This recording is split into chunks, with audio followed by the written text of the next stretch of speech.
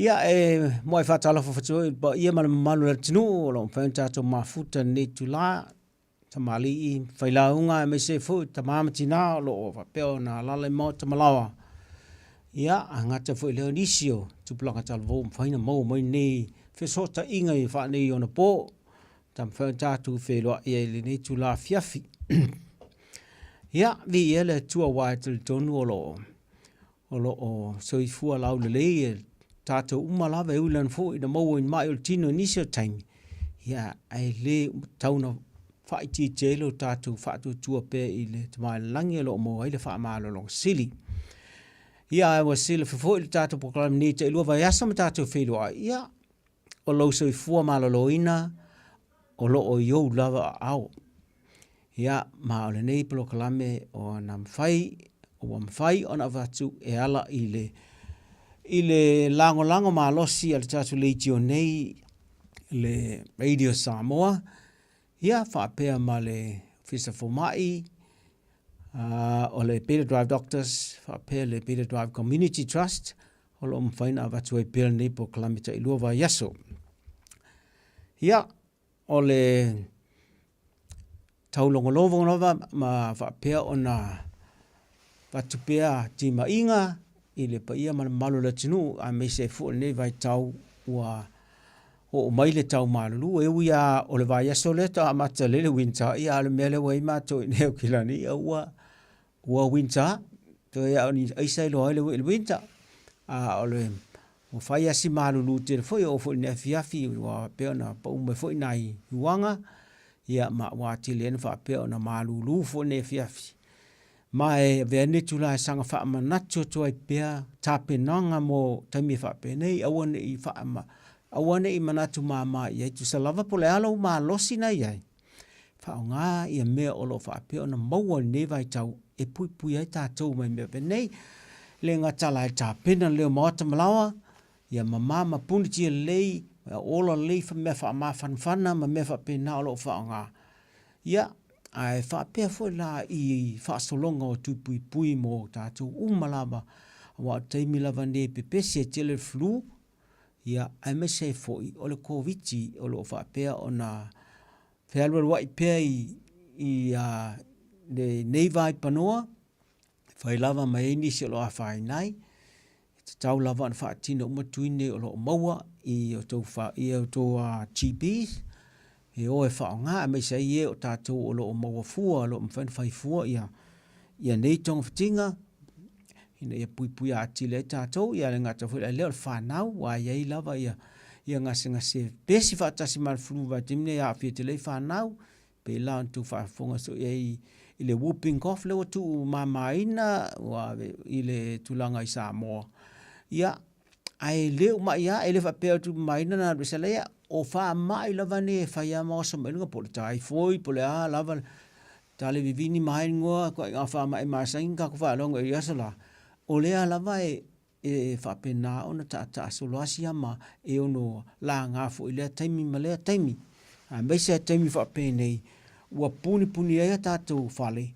ia ma fa pena a sa wala sia ma mai le su fa ngofia na lo atu iles a me se apa tulang fo fa la tai a tale peni me pena me la nai taua tele le whai o tātou tūpui. Ai,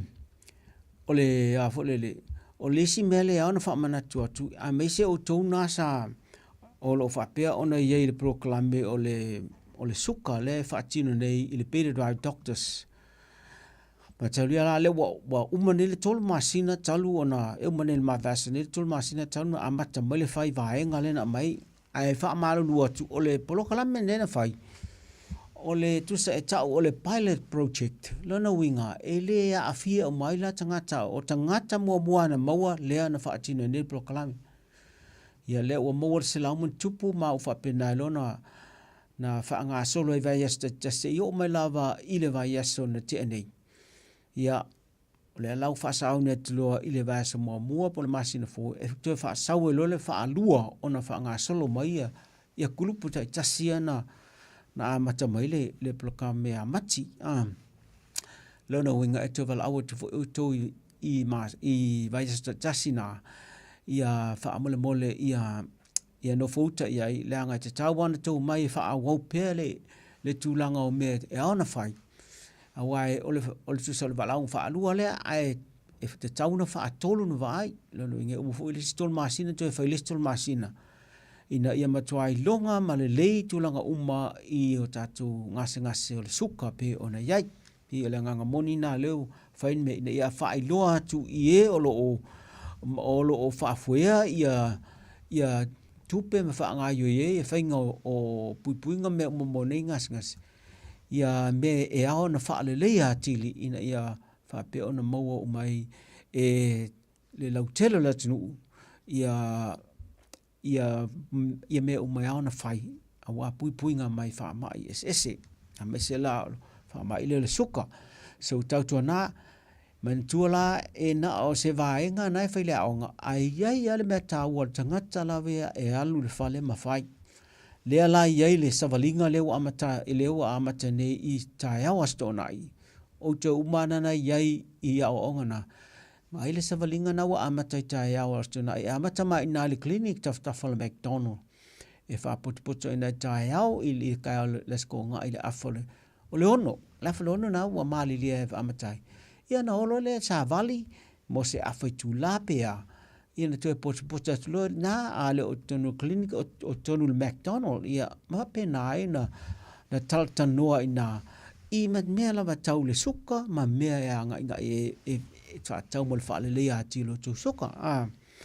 Ia ma mo folan whailo le kulupu o te le o avanola e le silua veasilanga leo te alu livi voi. Ia a alo o whaapea ona nau ar kulupu e whaawaupe i lalo le wawa inga nisi o whaapea ona si au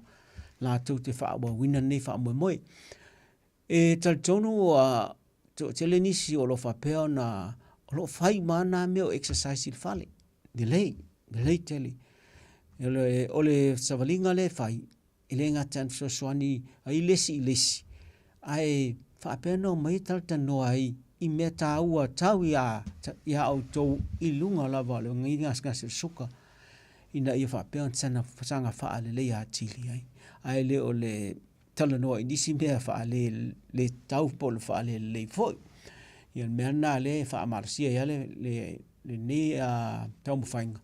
E whisoasa ne a tili ia o ongola o iei o lo whai. Nei mau te lima le lua vai aso. Ia ona tue whaawau a tili wala i nisi mea la atu ele le savalinga lea.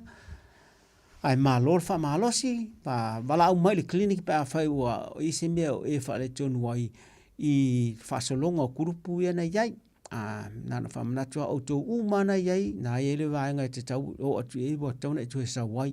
I te ua whaapea oe o awhia. Ai umai fo wa te ala teimi tau ina e sau. Ia na misi e fo la ia na whaitala ia. Ai lele ina tautua nāna mea umo whautau tuai. Ina ia tātou maua le fia ma le oli ia i ni fua le a maua mai i le nei tulanga o ia le ngase suka nei. A ua lei. O le a tātou whaanga sololola, tātou fufuanga le nea fiafi. Ia, ona lele o ngau i mele tātou atalea. E mawhaia ona tātou talte noa pēr tūsai o le whaamoe mo le nea fiafi. Wau manatu, o nā ua wha manatu atutulanga tu o puipuinga mo le awhulele o le tau maruru le wo iei i New Zealand. O le ngase leo te mana e wha mua le tei le fiafi nei. O le ngase le o tau wha alongo so iai. O le ischemic heart disease. Ia po le tau te wha alongo so oa e ta wai puia o le chest pain. Ia o le angina. Ia po le infarct foi, myocardial infarction. Ia o mea whapena a meisi a leo so whaafua sei. Mai te tonu nā utu whaafua ua tele nisi e whaafua se eia i le tulanga lea i le whaangasngasi nei. Mai lo o whapena ona whaasolo na la iti la tau o lo o a whainai. Ona lava o suinga o leo langa wo iei ne vai tau. E amata tu le whaase fulu. Nai o le whaase fulu. Ua amatana la matielo sua fuel i le whaama i le osa whaafua se i le whatu. ia ma fa pe na una tupu lo le fa la me la le la tatu mata tili le tulanga la le wo ni le fa mai le a matatu talatano atili to ile ni afiafi ai mo le to silafia ia e te tawala tatu va ia tili tulanga le fatu ia wa fa longo so iai atenu wa va iai mai tango iai ia mfa pe na ona silafia ole se to tonga le ngata tawa ai esele ma ale le winga se tala fo le le anga ngofie e malosi a sina mela titi a fa le tonwai ia ona fa nai le ia mai pe ona fa fonga inis ia ole manga ole totonga ia just ole maso a to la va totonga ai ai nai me nai te tonu e so ani la fa tonu wala le ia le fatu ia pe ona to sila mai o tu i se fa ta ingo ole totonga le fatu mai ole tele le fatu o tangata e te tauna e tai te tusa malo lima fole pe a ula moto a e vai atu la tulanga i fafo le fatu ia na o silfia falling ai me ta wana tauna i lo atu fafo e tau te to e o atili e se taimi e ai ese mai ala toto la po ana e atu tonu ma o ese mal fatu ai isi tamai a la toto la iti na e pepe iti i lungo le tino le fatu i fafo mai te lo atu ai o afalele o tamai ala toto na ala toto fafanga ina le fatu a yai lo la tulanga fa le tonu o ala toto na le toto estemi ona a fai ne lo so le fatu na e o so la mena o angina tinga le fatu pe se vai ngol fatu ia ma pe mo ia le fatu estemi ia ai vai lo la ai tilo tonu le fatu a fa pe vai lo tonu na e lo si le fe le fatu tu se fale le potu le fatu e ton e lua potu la iti lunga e ta o atrium ai lua potu la iti lalo o e potu tau la popo atu lama mafi fia la to walls e ta o ventricles ia ma potu na e ta milo le fatu le toto tonu pe a fo e mel toto tonu fatu ia no fa penalo ta milo e ala i mo fight to ana tonu ta o vaults o vai to la na e te tala tu tasi na e fa pe ona alu le toto a ngai le vanga tasi toto umala le fo i mai vanga e se seltino e alu le tonu le tu tau matau i lunga le fatu i le right atrium ia ona ulu faletule e ilalo atu i le right ventricle ia a pamu alo le fatu ma to e al watu mal na toto al alu an ngai ma a wai alu la inga ina e fa pe ona esele carbon dioxide a ia miti ia mai lole o ke sene le mana o mia e tato umalava ia le totola na e to fo mai lo i le fatu le tu tawanga vale ito ilunga po le left atrium ia ma fa pe na nga ia tilo i le pito le potu la lo atu o le left ventricle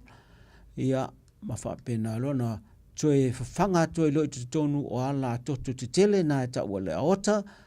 e alua loa ia le toto anga i pito lungo le tino ma le pito lalo wa ye ala to le pito lungo ma pito lalo ma tu fatu e toto lo ye lo kesene i vainga umo le tino ia ma on le ngalwenga la na le fatu e fai pe aso uma e amata mala taimi wa fa pe na amaton tatu tupu tonu o tatu tina ia ona amata ta le fatu ia ma fa pena ona soifua mai ma fa wawe pele le ngalwenga le fatu se ia o mai lava ile nei taimi e ye mai si mela na te tonu le fatu e fa pe ona fa foi na la le tata le fatu ina ia le lei ma ato tol tata le fatu mela na e taipei o le taipei foringa o ni me foi ele tise taipei o se me taipei o se patchu la sa o ele tise e sa e amata mai lai lungo i le right atrium se vai ngo na le picture na le fatu e sawaila ina me pe ni waya e nga ia tu isi vaenga umana fatu. So ina la pe salalau meile e tise ilana salalau i te taun salalau ai. Ia ma wha tonu ai lale ta le fatu le mana o mia. Ina ia mawhai ona pamu ai bele fatu i taimi uma i le pamu e te tau wai.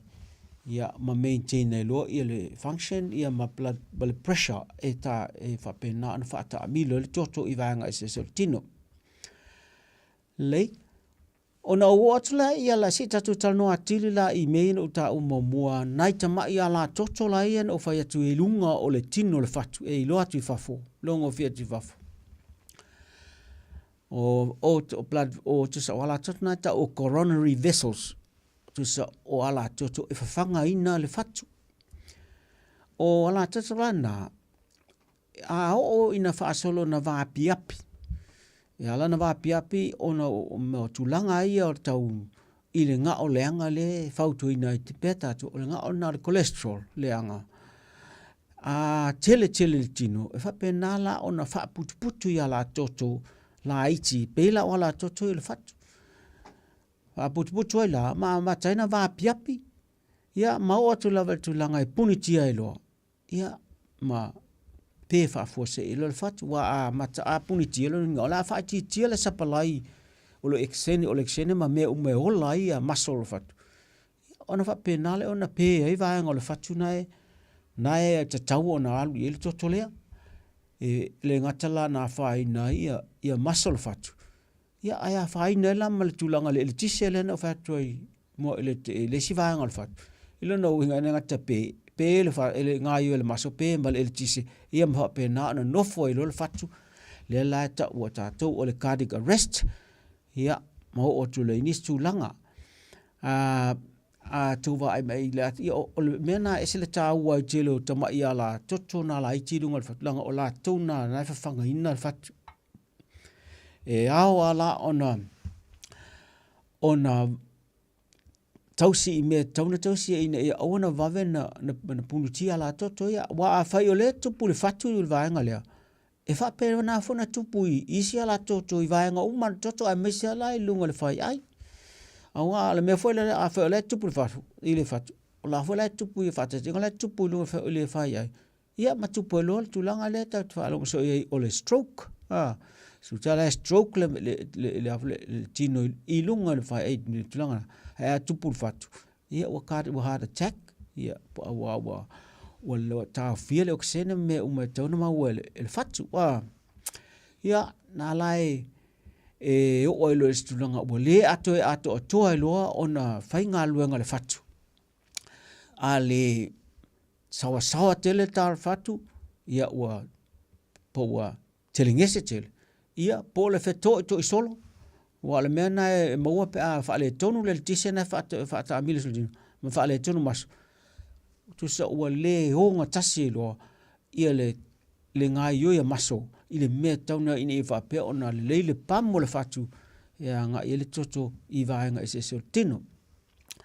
ia ma o lo entulanga fale tonu fale ia ma nofo lo mo le fatu ia ma o to list tulanga leanga o nisila nei o mea e ta o common more risk factors po o mea e ono o vea ma whaapongai ta atele e ono mafu ai la whaina o la toto la nei ia o ma vamajisi vanga o le fatu ia e mea ta o mea mawhai ona whai ese whainga ai foi mea e le mawhaina whai se whainga o le mea na whaatato a matamalai mea le mawhainta amna alofia Whaatata inga la tulanga le ua whaasolo na mātua tātou. Whaasolo na mātua ia mawai vai umawaenga o moltino ia maono whaapena fui na whaina ia vaenga i o le fatu. E mai tau ina fui, e tele ina na mawhaina ngofia ia le tūpāwa li. Wa e tele tūpāwa li le tūpoi le ngase tūpoi le whaamai o se whaafua se ilea. Ia mese lai a tātou le au Pasifika. Ma le maoli tele ia tua inga le tātou a fai foi ese tulanga foi le toto tua inga mai le tua inga i ta maa po tua ia te le foi la tasilina mea e ono vea mwhaapongai, e ono a whai nei tātou ia tupunga mai ai i ala toto, i toto nei ai o tātou ainga, i o tātou tua ia, pe o mea nā e le mawhai na alofia o mea lava e tau te tupua ma whapena o na lama tia ai o tātou tōtonga ni o whatu. Au nisi la mea e ono a whai nei ia vāenga tōtonga o whatu. Ia, pēr whai la i mea vāenga la ia e mawhai o na whai e se whainga. E mawhai na e whai o na whai se whainga tu se whainga to control. O mea la ia o isi ngase ia e te mawai oe pe o suka ma toto maurunga. Wa e te tau wa an to fiti leiti e mei e awane ia whaini lau whatu. Wa leanga le toto, leanga le blood pressure, leanga le suka, ia e wawe fo ina whainga oi ia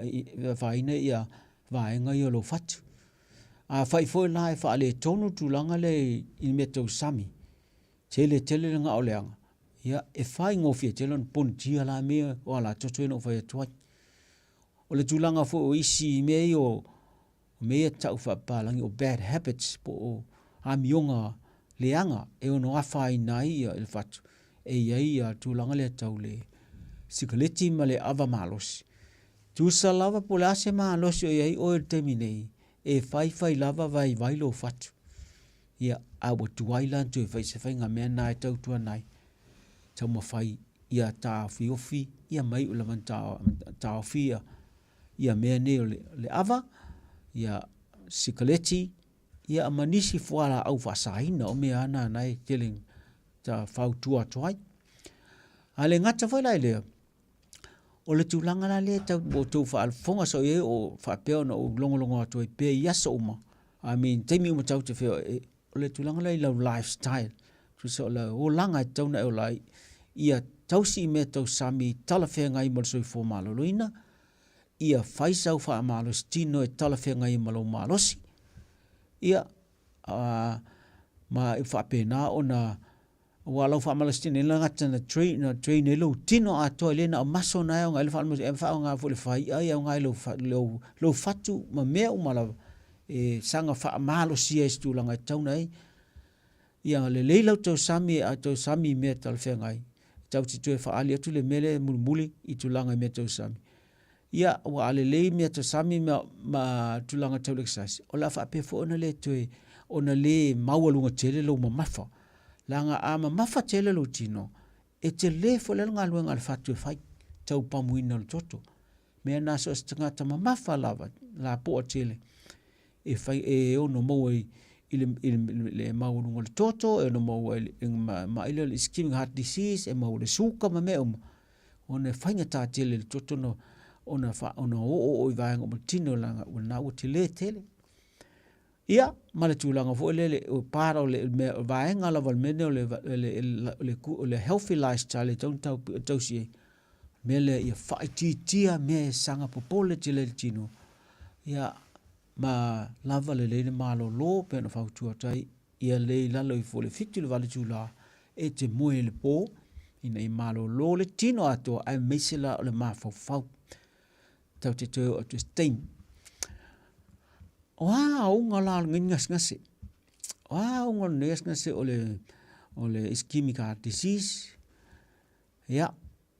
E ono le iloa. E amata le iloa. Mai putu se le eise me e ono whaalongoina. Ma whaapena ele na o atua ina o atua na iloa. E ei me iloa. Ma whaatolo ni iloa matu ia. E ono tupu whafo se ese mea. I se taimi, e au noa ma se whaalinga bos mea mena, mea maono ma fole soifua.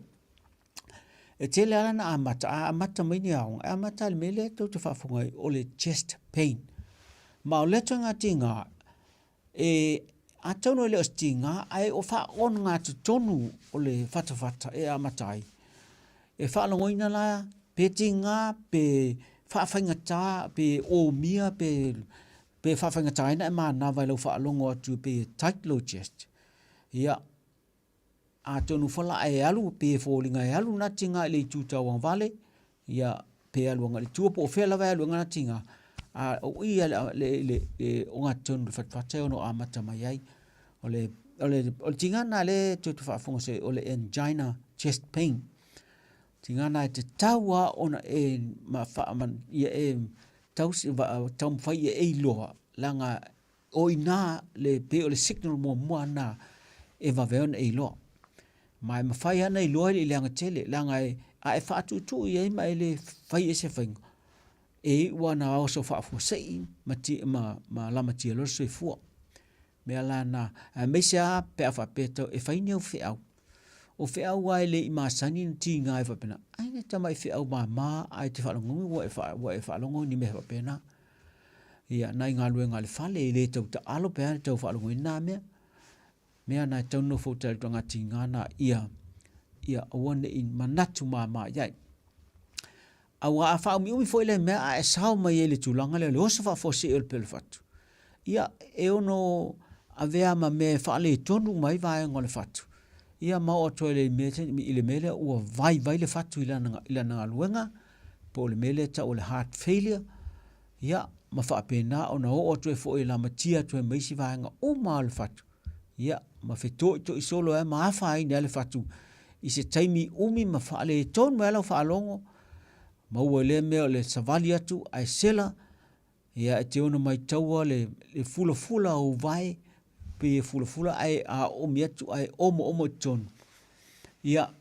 le ngata na o te me ta oto tu lalo ai pe tau mole ia le ngata le pe te ua mai tau wino pe fa solona le ngata tau manava ai a matum pe tau uli ia folinga a mesela vela ngutu tau mai na ua matu ia la vastu langa uo ile le angol fatu ia ma o mea lana ono matu ia tele le mai ai le mea fa folinga faingofia o lava i tulanga matu ia mala ma tia so fu se taimi fa fu se lava ia na le ngata lana ma fu le heart attack ia le ala pe a se heart attack minor ele se me tele na also to te ai a major lo nga also na umalo le se fu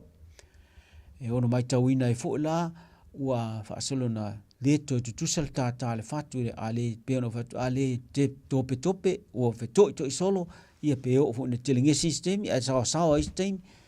ia ale nga to le ono fula ia muscle fatu me le ta o le cardiomyopathy no nga fula le to le leisa nga luenga to fai le to ato toa ia pe fula fo ia le afu fatu ia matonu le mela pitu tonu le fatu ele ngati na le afa le tonu fo le ta milo to ono to ngo fi ono to on fiti po fe lava la to ma puliti ai me ia ma o to isi tulanga pe o le stroke ia po le to isi to tonga le ma po fe lava ono pepe o mai ava ngana i tulanga le ile tulanga le o to ngo fi le toto ia o le tulanga la le i tau mafainga faina fa mau tu ina le tulanga o le tulanga va pe wa ischemic heart disease po fa le tonu wala toto i el fatu me na taua te le fa mtalanga le tsau mo me ta le history te sau fa mtala le format ua ni to fa tu ia vaven le va le format ina ia fa mtala i me wa vai faingo fie ona maita wina ma piki melo format o le o fo linga o fa ma ile a me le o le tinga le fatfata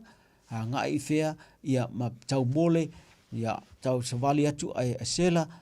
na pe wo le fulfulo vai mena fa tu pe huli fo ia longut va vena o le va from ine fa solo fai me fai te la tu te mina ma fai lona fa pi me yo fatfata le mele ta le ECG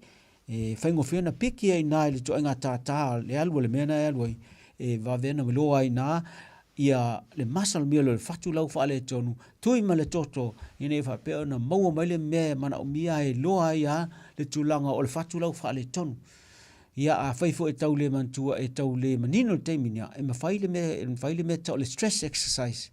te fai lau exercise ai siaki mo me o ma ia ala sanga fa manino atili tulanga le fatu lau ia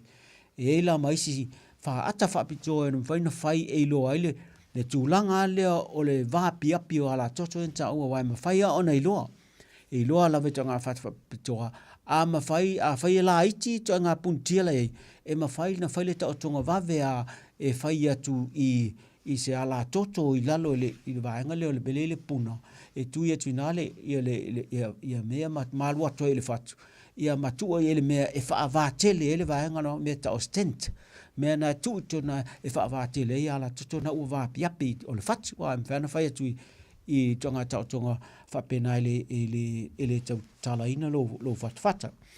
Ai a whai a wa serious tele tele mea lai e puntia. Tele ni ala toto whapena lo whatu o lau puntia. Wale ai ala se situation ba wala mea totoloa. Le whai ele mea ta o le bypass. Ia e whaatino e whaisi e te le le tonga na. Ia mai e ono whai longa whisili foi. O le complication bito le anga nei tonga. O lo le te foi mai tonga na. Wai pe lua pe toru pe wha e o ale lima ia nisi o so onga wha pēnā whai. Wai tu se whai le bypass e watu le ala tuto mai se lima po se vai. E watu le ala tuto na e tau wha pasi ele mele ua. E so oile ala tuto na ina ia wha pasi mele ua vapi api. Ina ia wha pēo na ia maua pēa le toto e le vaenga le whatu e tau na iai. Peo na i suenga na e o lo maua i le vitamin e whaingo fia e se i longa wot for ma ina whaan whaile na whailo tulanga uma ina ia vave o na whaile tulanga lea. Al tulanga le tonga tinga. Ia e fua le tonga tinga i se vaenga ma se tulanga wo i le mai. Al whaitata inga a whai o wa arrest wha se. Ia na au tau whafonga e a le vave le CPR le whainga le me whala e pam o i le whatwhat. A whaatali le ambulance ia ma le watwhalmai. Ia e le te mwhai e le o whalmai pe a o tulanga lea. Ia e te le fo ia a laki e mawhaina recover al CPR na e whai le pamu lea. Ia mawha a wawa tu e le o whalmai mawha a pipi masini me o mana. Ia ai a whai e le i matu ia tele. A lau amatana e wharongonongo. Whai ana e alu vavi va ailo GP. Langa e pēno whatu. Ale leina e whamatala ina e GP. E ma whai ana vave whai ale referral tamina e ave ama o le tamina va lau le ambulance. Ave sawa o le whalmai e whai tūlanga. Uma e tauna whai. E ma tau whia ma whai mea tauna whai. A whai fo ila e le ileanga tele. Ia atu ne whaatali la se appointment e whai e GP anga ele specialist for mai whapitoa me tau whatu. Ai a matalola ia o whala au tauna inu. Ia a whai fo fo imele specialist e iei whala au whapitoa e au na e tausile le iei. A wā o na pauna o se whaamoemoenga wa iei tūlanga au whatu e inu whala au na e tauna whai. Pea mena e tauna tudiloa e watu e se whautuanga e a tātou uma alo whaapea na iei ngase lea o le ischemic heart disease, ha mese pa awhai ua uma sau tau tonga whaapea umana whai po le stent ia po le bypass. Ma aia tātou fuala au i tau neinu. E te taua neinu e pei o na whaatunina. Na ua fua tual fua mai tūlanga i le manga o ne fuala au. O lo na lua, ma tau tātou ia ua whaititia le so o neinu.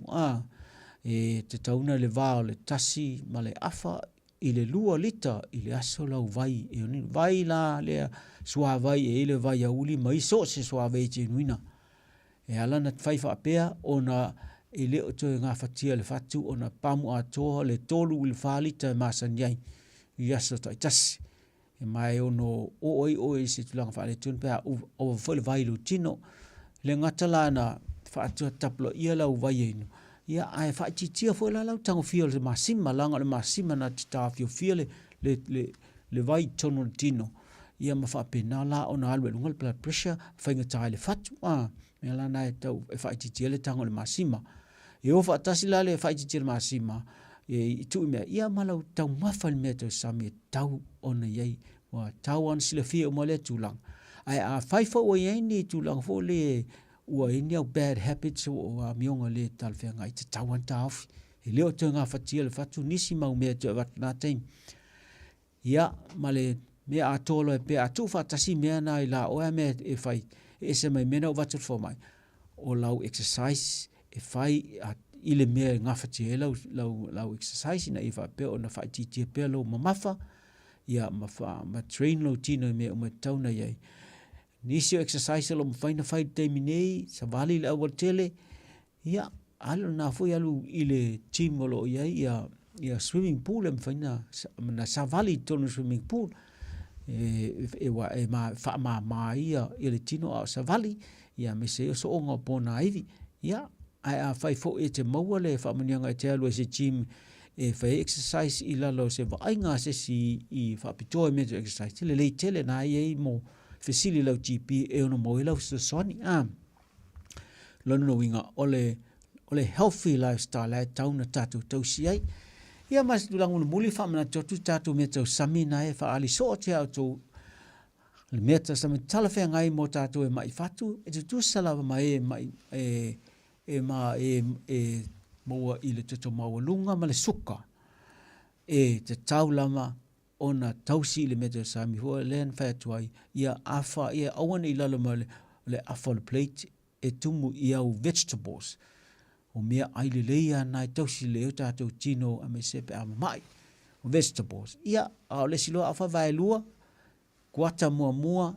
e isina me ano e fa nga po le ala me ano mo at le tausi le me ano le tatu masani o le tala pol fai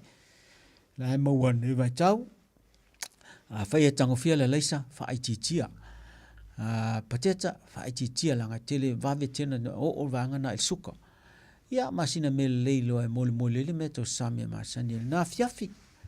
ai manatua ia ofa tasi amal exercise tala fea ngai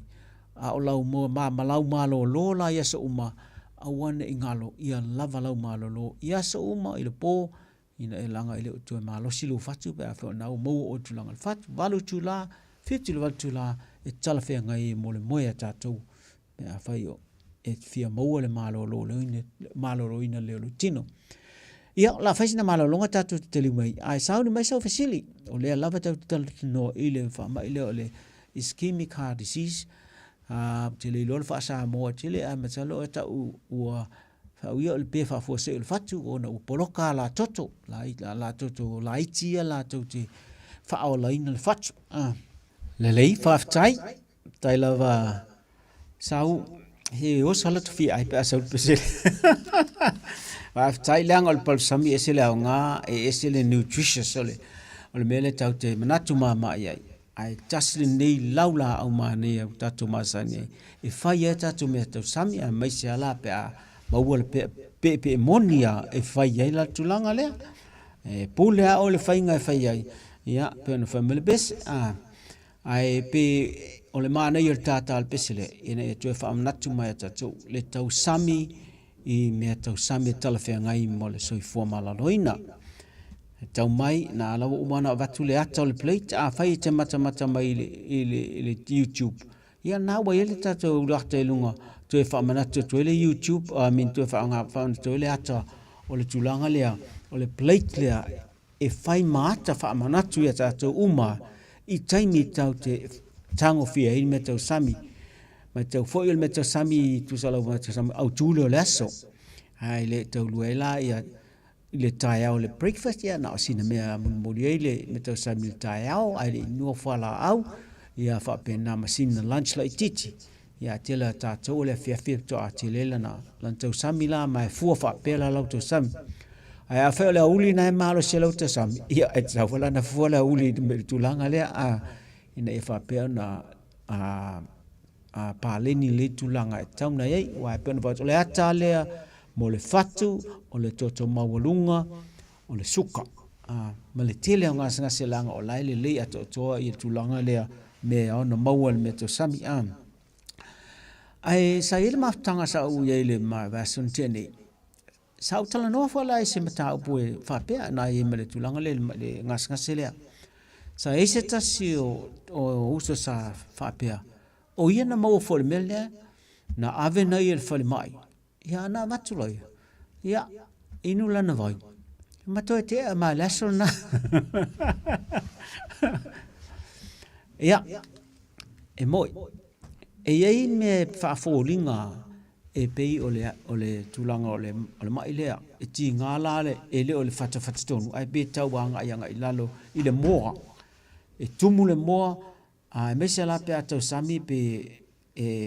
atilia ina leanga me ta o le reflux le fa so te tau e ono fa folinga fa pena mai fanga tafo nei lo se longa o avel fa ma i lo ai o ila tau nu fa lup folele le mau melele le ona avel fa ma sia ki mai ya ona lo me town fight ya ayo me tonu nan tu pusi isia uso ma fa pena lo na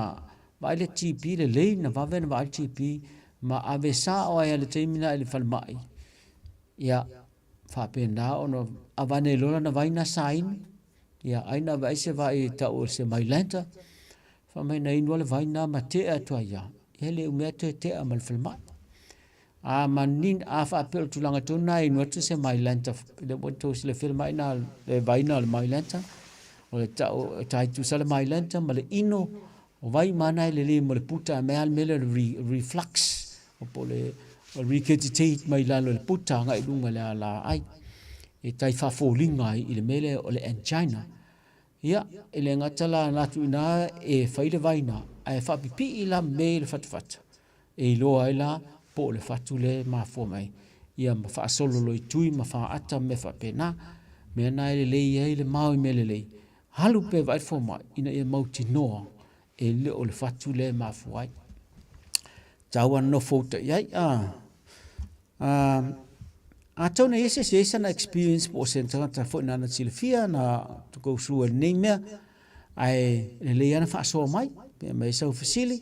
ile mai la vale ngas le fatu le tau te tal noi le metal ischemic heart disease ese mai si fo ngas le fatu e tele ngas le fatu e ono fain e ono mai le fatu ai me tau ole ngalwe ngal fatu le fai tai mi mai pambol fatu ola e sawa ina male pressure la le e pamuina le toto ale le fatu lo inga le fo la le tamilo le toto tamilo ai ale le ya no inga la fale tonu la supply le toto i vai nga e tauna lo fale tonu male fo i mal toto fa ma ya alu fata se lo male leanga fa mal toto i le fatunga o fa pe male ate ya mati le na fa ina da to pe o stulang fa mata utia fa pe e taulana na tautua na mata to tausi ile la healthy lifestyle le tau fai atua ye me tau sami ia le ato to pe na fa tua tuai ia fatu langa le lau ta sami ile tai ao o ule fia fine fa pe ona e fot tau me to sami le aso a fa pe fo e o fa ia fa taunga le nga fa le lisio o me fa tau ina ia ona fa tau fo isi me ha fa tau ana me le lisi e fu i fo fanga le lau fo fanga lau e mo fa tinu ino me to sami ia ona mai lola i fale ma fa tinu ai ele ti kuka me fa pena ai tau ala ona i fa masau exercise na u fa tu atu exercise fa ngofia a fa ile tele nya nga luenga fa fale fa nga ilu tinu e te tau ala na e te savali a la tane se park lai tele parks lai au tonu fo parks lai ia tulanga la we masini fa exercise o le man na ia o isi masini la ia te leta wala se gym o la o e nga masini na e te la tua o e vili vai ai ma lue vai ai i ma no fo lunga no fo lalo o ka o le matua ma na ia lava ia ma se vali lo e fiu e lava na exercise e fai so ne il tino ia a o le fiafi tasi nei a lu i tau tele mas tangata nei vai tau o le mene o le telefoni ia fiafi ele i moe. A fai o e masanina e whanga in telefoni ile a tele i moe. Tu sa po le alo wha mai e le i te moe fo i maa. O lona leanga o le mene o le telefoni langa o le malama lanu moana lai ton. E na te whaititia mo le protini whapitoa e to le hormone. I te tono le whai ai. E le yelo moe. fai la tele lau wa ai lau fa nga me na tele o conscious ai tele o manatu ai de mo le mala moana na sa le blue light e sau fa tasia ma le white nga ia mau fieta to mata ia na fa ina la ia la ngai fes o le mata o le fa ia fo na o mantu ai le sifesilia na fi mo me fa nga le fo chisa fa mai po le le pito la le vanga pito la tama te fa fo le fai ai ia le mata me la na e al watu lo le like lan moana le tau mata e o tu i ton fai ai le me la ia polo tin fa pito ia tau na tele te mina moro mo ai al watu la tama le ia fa penala ona ta fiofi la le nga le hormone ia malele le lo mo a pe o le lo la mo tu motu ele o mo le mo ato to e tau na ia ina e fa pe ona to e fa fo win le lo fai ai mo le sa uni tu le sies wa al mela ve tau na mautinoa e te ala lo ia ele to e malo lo fai ai tu salava pola tu la ela e te no fono fo ala la venga i lo fai ai i mea uma te tonu te le lo atu mea na taua te le lo mo le po ina e ta puni o mata ma i le loa ma se mea ai se i fa se i alau le fat le mama o le fai ai e fa pia ona tu e fa fou mea taun fa fou mea na taua te le tulanga le moe ia o le no fa tamala iai tonu e inisi o la inu la tu fala au i le fatu ma tau fala o nisi o tātou ia e maua le ngōwhia le ngasile o le iskimi gatis ma sani tō whiro whiohai ma le pambu e ile ma le tamai pambu la i titi e whanga i lalo o le laulau ia le pambu na e tau ana e whelwa i moe awai mia lo te whalango tau ti ngā le whatu pe o a umea aunga tau whalonga e ana le tu e le whanga pambu ia whai e le whatu nunga na e whai atuai ma le tō telefo tātou o la inu o hoi whala au wha manifetoto e na ia aua ina ia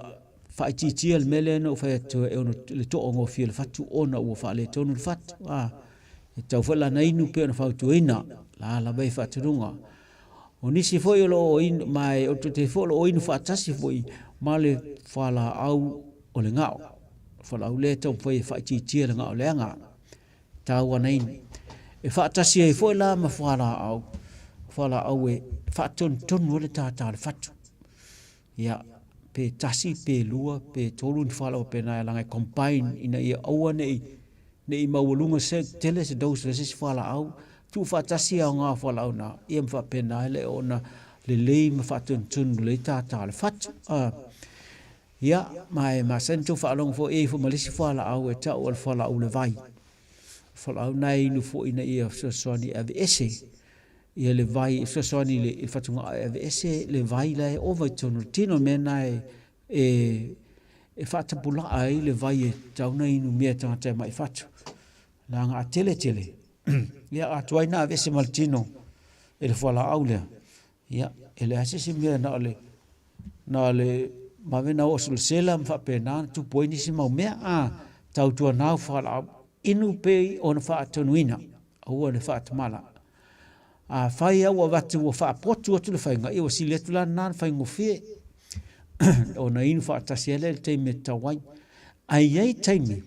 a le le o na e whaatala norfo mai teime e vai e alfo mai e ono ave esesesi whala au i tasi e ma whaatala ati a oe le teime te tau e na inu e ese mei whala au na inu whaatasi ia lau e tatu fasile fasile ia sao no alofa ia sao no ia lau songa ia Pase kai kere me si loka mo si po mai Samoa. Sar.